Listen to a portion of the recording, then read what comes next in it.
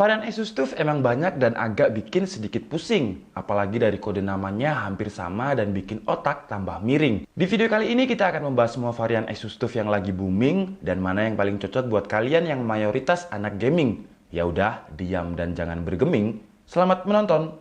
Yang pacar temennya sendiri suka di sliding.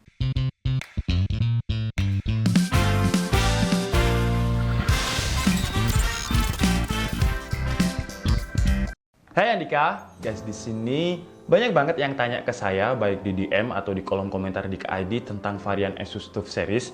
Karena memang varian Asus TUF series ini dari segi penamaan agak tricky dan varian SKU-nya cukup banyak. Dan yang tanya banyak banget, jadi daripada saya jawab satu persatu, mending saya bikinkan videonya saja.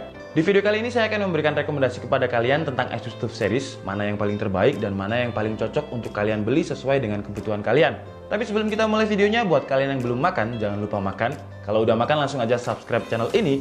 Karena di channel ini kita akan membahas informasi menarik mengenai dunia gadget dan juga teknologi yang akan membuat hidup kalian lebih inspiratif dan produktif. Oke, pertama saya jelaskan dulu dari segi kode penamaan Asus TUF series. Karena nama-nama dari Asus TUF series ini agak-agak tricky dan agak mirip, jadi biar nanti kalian nggak salah beli. Semua varian Asus TUF itu pasti diawali dengan kode huruf FX. Dan setelah FX adalah angka untuk kode dimensi layarnya. Jadi contohnya adalah FX505, karena 5 berarti dia dimensi layarnya adalah 15,6 inch. Kemudian ada FX705, karena 7 berarti dimensi layarnya adalah 17 inch. Cuman memang yang agak aneh adalah Lenovo Legion Y740, karena seharusnya dia adalah 17 inch. Tapi yang masuk ke Indonesia dimensi layarnya adalah 15,6 inch. Jadi dia agak melenceng dari prosedur penamaan kode laptop. Dan semua brand itu pasti menggunakan kode angka yang sama untuk dimensi layarnya. Jadi contohnya adalah 4 untuk 14 inch, 5 15 inch, dan 7 untuk 17 inch. Cuman untuk Lenovo Y740 memang ada sedikit pengecualian. Untuk Asus, setelah kode angka untuk dimensi layar, angka selanjutnya biasanya adalah kode untuk varian unitnya. Dan gampangnya, semakin besar angkanya berarti itu adalah varian yang paling baru. Contohnya adalah FX504 dan FX505. FX504 berarti dia produk yang lebih lama dengan tanpa nano edge display atau nggak bezeless dan tidak military standard. Sedangkan FX505 adalah varian baru yang nano edge display dan juga sudah punya military standard. Nah, setelah itu akan ada kode huruf untuk penamaan SKU-nya. Dan untuk Intel kode hurufnya adalah G. Jadi kalian mau beli FX505 apapun, setelah FX505 ada huruf G berarti itu adalah varian Intel. Contohnya bisa kalian temukan di FX505GE, GD, GM, dan yang paling baru adalah GT. Tapi kayaknya GT ini belum masuk ke Indonesia. Yang spesifikasinya adalah Core i7 generasi 9 dan Nvidia 1650. Kemudian untuk AMD kode hurufnya adalah D. Contohnya bisa kalian temukan di Asus TUF FX505DD, DY, DT, DU, dan yang paling baru dan paling mutakhir adalah Asus TUF FX505DV.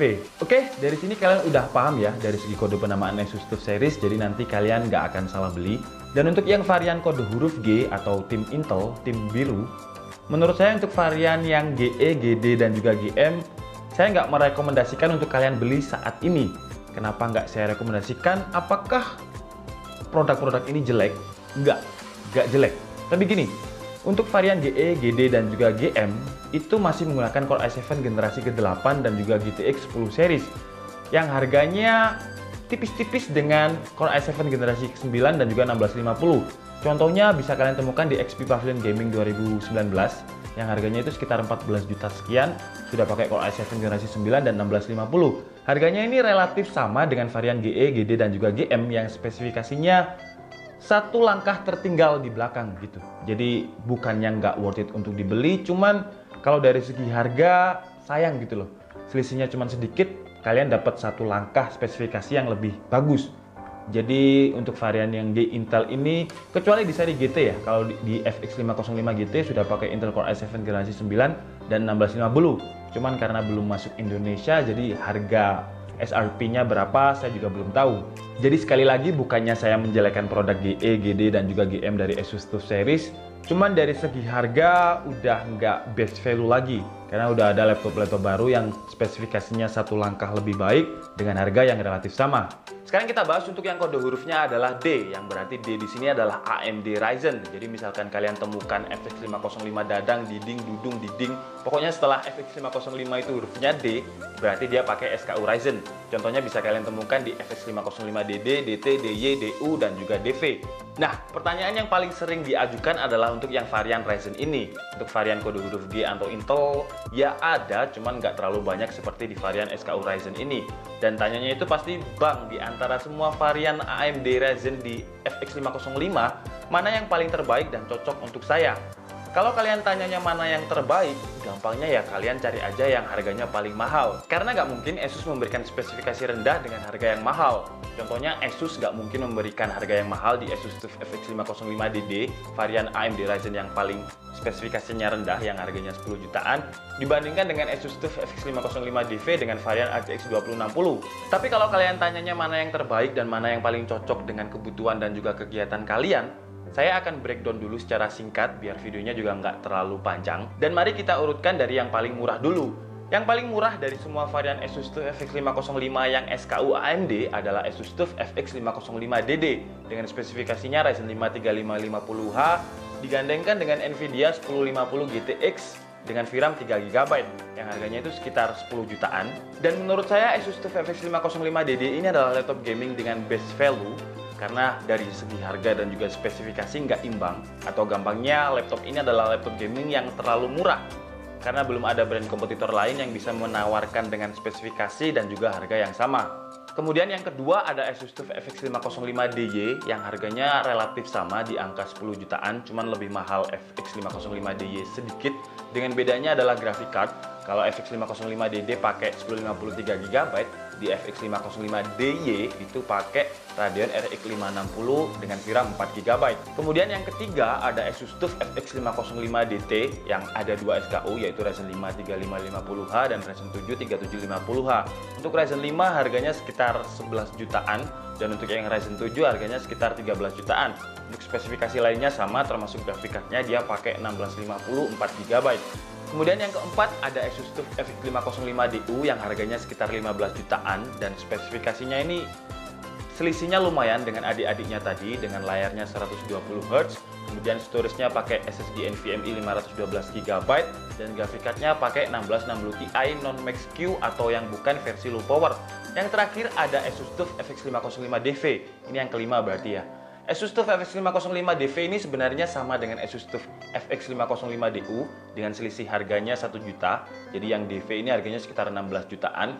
Cuman bedanya yang DV ini pakai Nvidia RTX 2060. Oke, jadi dari kelima varian SKU di FX 505 untuk AMD Ryzen ini mana yang terbaik dan mana yang paling cocok buat kalian? Kalau budget kalian 10 jutaan ya kalian bisa cari FX 505DD atau DY.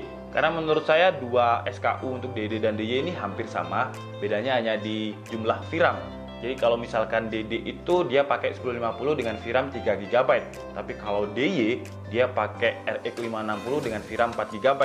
Dan kalau menurut saya ini seneng-senengan sih. Kalau kalian suka Nvidia ya kalian pilih DD, kalau kalian sukanya Radeon dengan jumlah VRAM yang lebih tinggi 1GB ya kalian pilih FX 505DY. Kemudian kalau budget kalian di atas 10 juta, kalian bisa pilih FX 505DT yang memiliki 2 SKU yaitu Ryzen 5 dan Ryzen 7.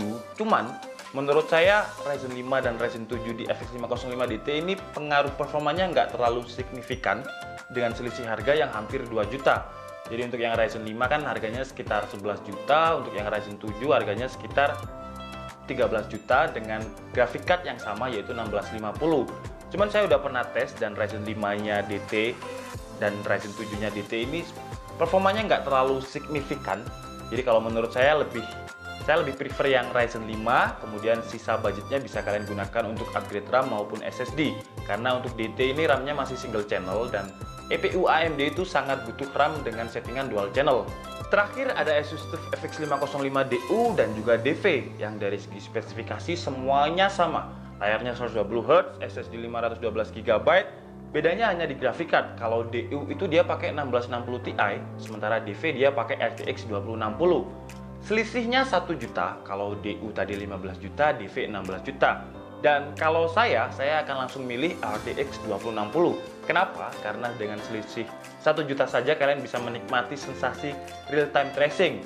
Ya meskipun nggak ada atau kurang game yang memiliki fitur real-time tracing, tapi menurut saya fitur real-time tracing itu kalau kalian gunakan untuk editing 3D akan sangat membantu banget karena anti-aliasing atau refleks pas ngedit itu akan kelihatan banget, jadi akan membantu kalian untuk ngedit.